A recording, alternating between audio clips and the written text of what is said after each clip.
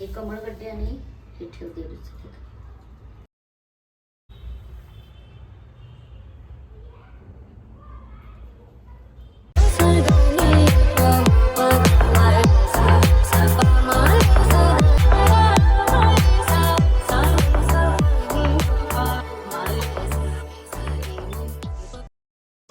तुझ्या मागचं सगळं ह्या साईडला घे तिथं पुढं दक्षिणेकडे तोंड करू नको फक्त.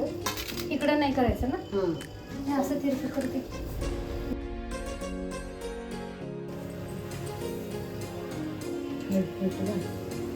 हे गुलालाच आहे मावशी.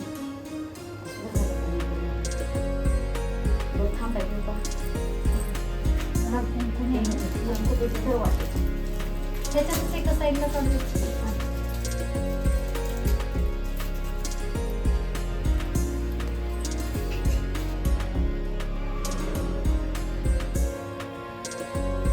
ब्लाऊज पीस आणतो. मोठा करू का एवढा छोटा? मोठा कर. देवीला लाल वस्त्र आवडते. लाल वस्त्र हा पूर्ण एवढा मोठा होईल. हो, तुमरू करा. करा. तेवढी घाल. तुमरू काय म्हणजे रांगोळी बनवली. जरा तो बघ.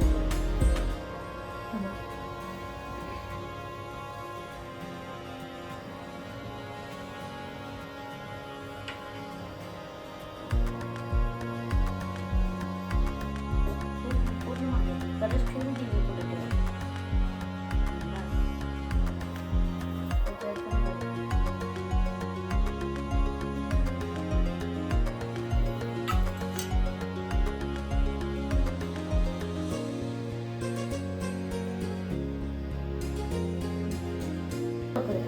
त्याच्यावर स्वास्तिक काढले कलशावर.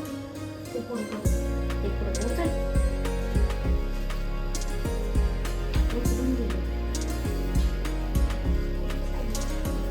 स्वास्तिक काढले की पुढे दिसलं का? हा. बघ त्या खांद्या जरा बाजूला सगळ्या बाजू पण समोर पण पलीकडे घाल तसं करून पूर्ण. असू दे ना. हे घे. इथं हे पण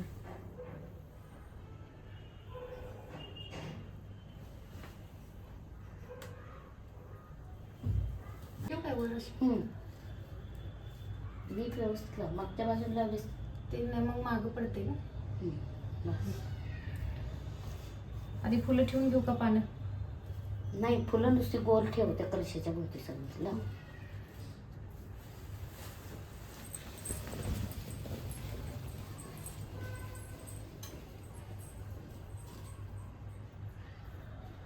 फुलं अशी मांडून घेते.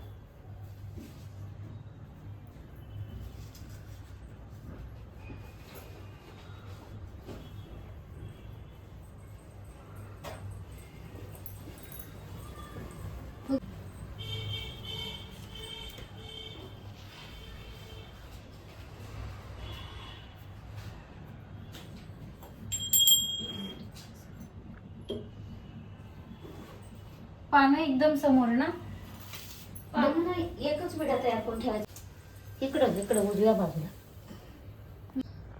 त्यांना काय हळदी कुंकू घालू नकोस कारण ते खराब होते चांदीचे. त्यामुळे आता इथं साडी हळदी कुंकू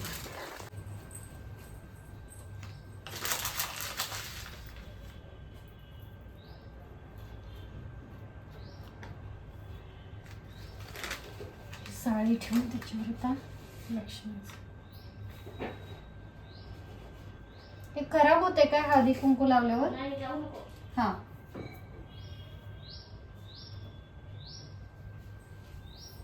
ते कलश म्हणजे लक्ष्मीचं प्रतीकच आहे का? हा त्याला हळदी कुंकू लावते नारळाला. लावते. आणि हे ठेवून त्याच्यावर पण हळदी कुंकू होऊन देवीच्या उजव्या बाजूला ठेव. तिथं कलशाच्या इथं ठेवू. कलशाच्या उजव्या बाजूला. इकडे इकडं देवीचा हात कुठं आहे उजवा? हां तिथं ठेव. हळदी कुंकू घाल. अक्षता घाल त्याच्यावर 4 आणि सगळ्याला फुलं व्हायचं. हां लक्ष्मीला ही गुलाबाची घाल. घंटी ठेवते ठेवली की घंटी. त्याला पण फुलं घाल.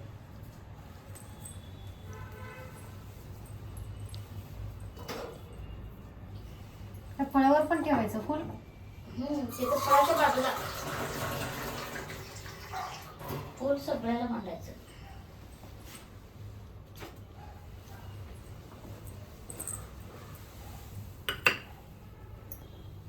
खाली पाणी बोटाने लावून का नाही त्याच्यावर नैवेद्य ठेवायचं.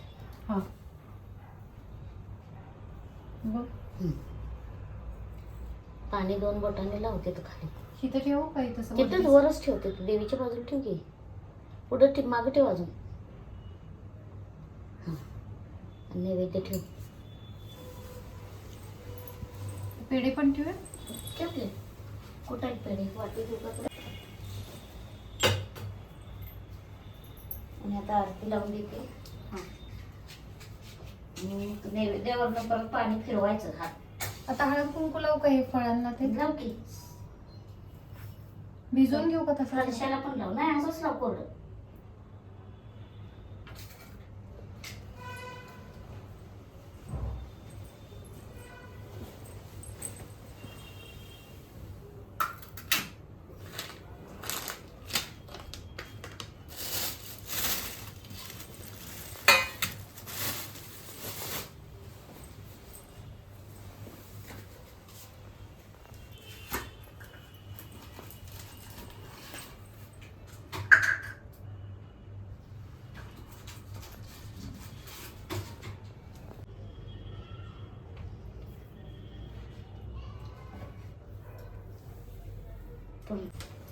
चालू करू त्याच्या आधी काय म्हणायचं म्हणजे? तिथं दिली की ही देवी लक्ष्मी माता यथामतीने आज मी तुझी पूजा केली आहे, मानून घे आई म्हणायचं. नमस्कार करायचा आणि मग कथा.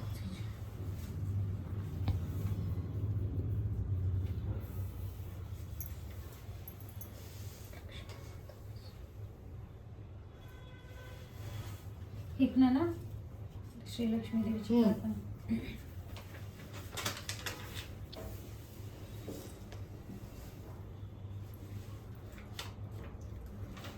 श्री लक्ष्मी देवीची प्रार्थना.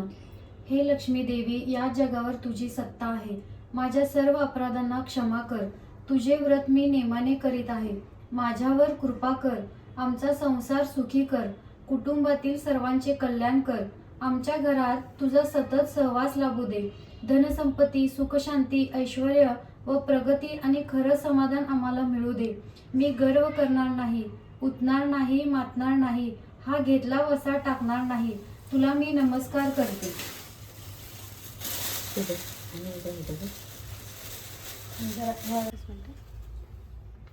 हे कमळगड्डे आणि हे ठेव देवीचं विसरलं.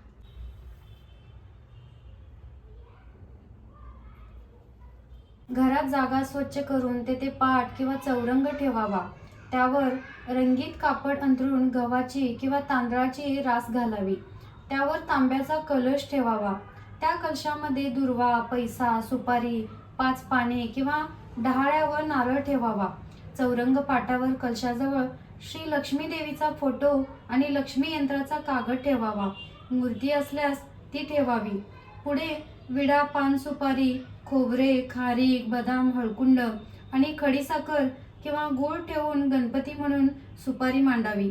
पूजा झाल्यावर खडीसाखर किंवा गुळाचा नैवेद्य दाखवून आरती करावी. कहाणी वाचन झाल्यावर जमलेल्या लोकांना गुळाचा प्रसाद द्यावा. रात्री श्री लक्ष्मीला गोड पदार्थाचा नैवेद्य दाखवून गाईला गोग्रास घालून नंतर आपण जेवण करावे. दुसऱ्या दिवशी सकाळी स्नानानंतर लक्ष्मीची पूजा विसर्जन करावी. कलशामधील पाणी तुळशीला घालावे. कलशातील 5 पाने किंवा डहाळ्या आपल्या घराभोवती टाकाव्या. पाट चौरंग उचलून त्या जागेवर हळदी कुंकू वाहून नमस्कार करावा. माझे हे लक्ष्मीवर नेमाने करणाऱ्यांना मी सतत सुखी आणि समाधानी ठेवीन, असे प्रत्यक्ष श्री लक्ष्मीने पद्यपुराणात सांगितले आहे. कथा.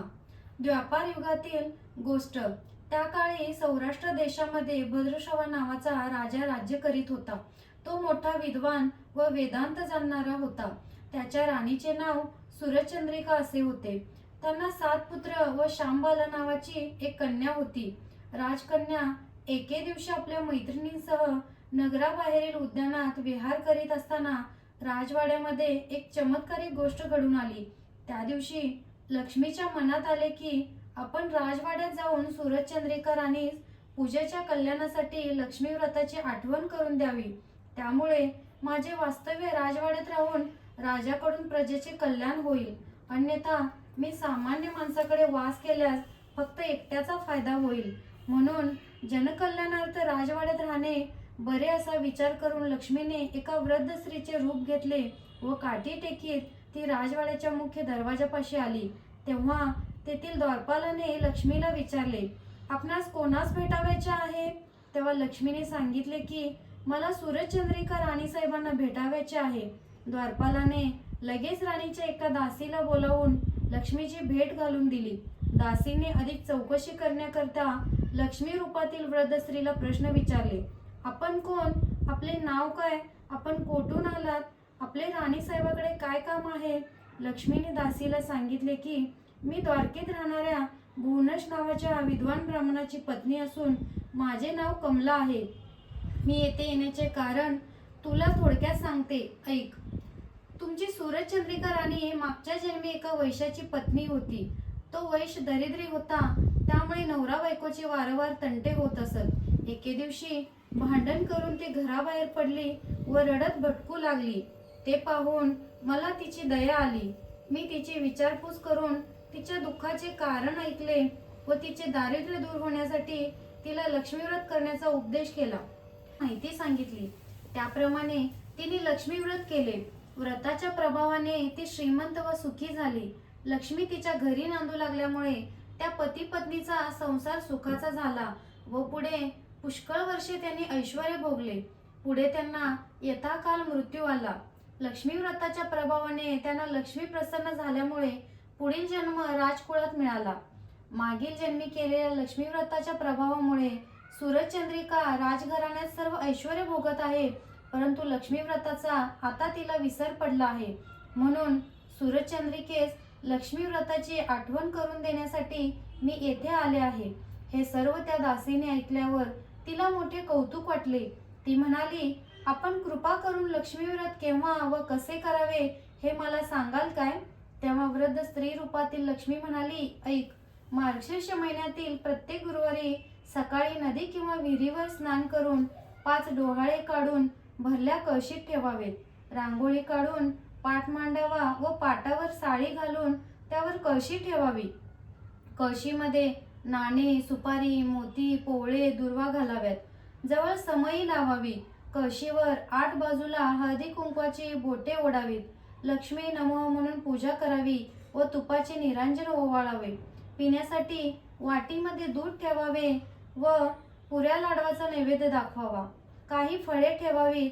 पैसा, सुपारी, दक्षिणा, विडा ठेवावा आणि आई लक्ष्मी अशीच येत जा, मुलाबाळांना सुखी ठेव, मला सौभाग्य दे, तुझी पूजा करून घे, सोन्या चांदीचा प्रकाश पडू दे, दूध दुभत्याची लयलूट होऊ दे, माझा नमस्कार तुला पोचू दे, तुझा आशीर्वाद मला मिळू दे, भरली घागर घरात राहू दे, तेल तुपाचा दिवा तुला दिसू दे, माझे बोल तू ऐकावे, तुझे बोल मी मानावे, हीच प्रार्थना.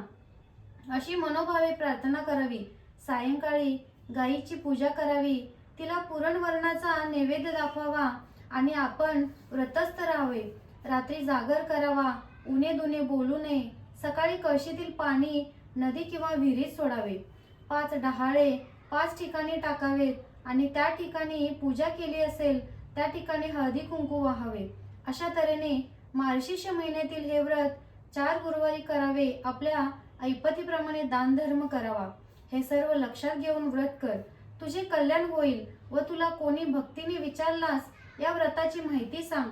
अभक्तीने विचारल्यास या व्रताची माहिती सांगू नकोस. दासीने हे सर्व मन लावून ऐकून घेतले व नंतर त्या वृद्ध स्त्रीला म्हणाली, आजीबाई, मी तुमचा बराच वेळ घेऊन तुम्हाला थांबविले, याबद्दल मला क्षमा करा. आज जाऊन राणी साहेबांना तुम्ही आल्याचे सांगते. त्याप्रमाणे दासीने राणी वशात जाऊन एक व्रत ब्राह्मण स्त्री भेटाव्यास आल्याचे राणीला सांगितले. सूरजचंद्रिका राणीला वैभवाचा मोठा गर्व झाला होता. त्यामुळे तिला दासीचा निरोप आवडला नाही व उलट राग आला. राणी उद्दाम झाली होती. ती रागाने बाहेर आली व त्या वृद्ध स्त्रीला म्हणाली, काय ग थेरडे, तू कशाला आलीस इथे? कुणी सोडले तुला इथवर? चल, चालती हो येथून. लक्ष्मी म्हणाली, दृष्टे, इतकी उन्मत्त कशाने झालीस? तुझे उद्दाम वर्तन पाहून मला क्षणभरी येथे राहावेसे वाटत नाही. आजचा दिवस लक्ष्मीचा असता तू माझी अवहेलना केलीस, त्याचे फळ तुला लवकरच मिळेल. असे म्हणून लक्ष्मी येथून चालूही लागली. लक्ष्मी राजवाड्यातून रागाने बाहेर पडत असताना वाटेत श्यामबालेच्या दृष्टीस पडली. तेव्हा श्यामबालेने तिच्या आस्थेने विचारपूस केली. लक्ष्मीने राजवाड्यात घडलेली सर्व हकीकत तिला सांगितली, कारण श्यामबालेने तेथे राहू नये असे तिला वाटत होते. श्यामबालेने लक्ष्मीचे बोलणे शांतपणे व नम्रपणे ऐकून घेतले व त्याच दिवशी व्रतास प्रारंभ केला. मार्गशीर्ष महिन्यातील तो पहिलाच गुरुवार होता. लक्ष्मीच्या प्रसादाने श्यामबालेचा विवाह सिद्धेश्वर नामक राजाच्या मालाधर नामक राजपुत्राशी झाला व श्यामबाला पतिगृहे राजवैभवात नांदू लागली. इकडे लक्ष्मीचा कोप होऊन भद्रश्रवा राजाने राज्य लयास गेले. सर्व संपत्ती जाऊन राजा राज्यभ्रष्ट झाला. त्याचे सर्व वैभव जाऊन त्यास दरिद्री अवस्था प्राप्त झाली. राणीच्या आडमुठ्या वागण्यामुळे राजकुमारी सोडून गेले. वेळेवर खाण्यास अन्न नाही, पांघराव्यास वस्त्र नाही अशी स्थिती झाल्यामुळे राणीने आपल्या जावयाकडे जाऊन सहाय्य मागण्याची राजाला सूचना केली. राजा त्याप्रमाणे फिरत फिरत जावयाच्या राजधानीत आला व नदीकाठी विश्रांती घेत असता त्याला श्यामबालेच्या दासीने पाहिले व राजवाड्यात जाऊन श्यामबालेच्या कानावर घातले. ते ऐकून श्यामबालेने आपल्या वडिलांना वस्त्रे, भूषण व घोडा पाठवून मोठ्या आदराने बोलावून घेतले. त्यांचा आदर सत्कार करून घरचे वर्तमान विचारले. हे सर्व श्यामबालेस वाईट वाटले. श्यामबालेने पित्याचा 4 दिवस पाहुणचार करून द्रव घेऊन निरोप दिला. भद्रश्रवा राजा ते द्रव्याचे भांडे घेऊन घरी गेला आणि त्याने सूरजचंद्रिकेस ते दाखविताच त्याचे कोळसे झाले. काही दिवसांनी सूरजचंद्रिका आपल्या लेकीकडे गेली. तो दिवस मार्गशीर्ष महिन्यातील 4था गुरुवार होता. श्यामबाला नेहमीप्रमाणे लक्ष्मी व्रताच्या गडबडीत होती. पूजा आटोपून प्रार्थना करीत होती. राणीने ते पाहिले तेव्हा त्या व्रताची तिला आठवण झाली. आपली चूक तिला कळली. तिने लक्ष्मीची क्षमा मागितली व कळकळीने प्रार्थना करून तिने लक्ष्मी व्रतही केले व मुलीला घडलेली सर्व हकीकत सांगितली. मातृपितृभक्त मुलीला आपल्या आई वडिलांची दया आली. तिने आपल्या नवऱ्याला सांगून आपल्या बापाचे राज्य परत मिळवून दिले व आईला राजवाड्यात पोहोचविले. मग तिचे भाऊही घरी आले. राणीने अत्यंत भक्तीने लक्ष्मी व्रताला सुरुवात केली. लक्ष्मी तिच्यावर पुन्हा प्रसन्न झाली व पूर्वीप्रमाणेच राज्यकारभार सुरू झाला. ही कथा ऐकणाऱ्यांना, वाचणाऱ्यांना आणि व्रत करणाऱ्यांना सुख, समाधान आणि वैभव मिळेल. वैभव मिळाल्यावर उतू नये, गर्वाने सर्वांना तुच्छ लेखू नये, दान धर्म विसरू नये. म्हणजे राजा राणी सुखी झाली तसे तुम्ही आम्ही सुखी होऊ.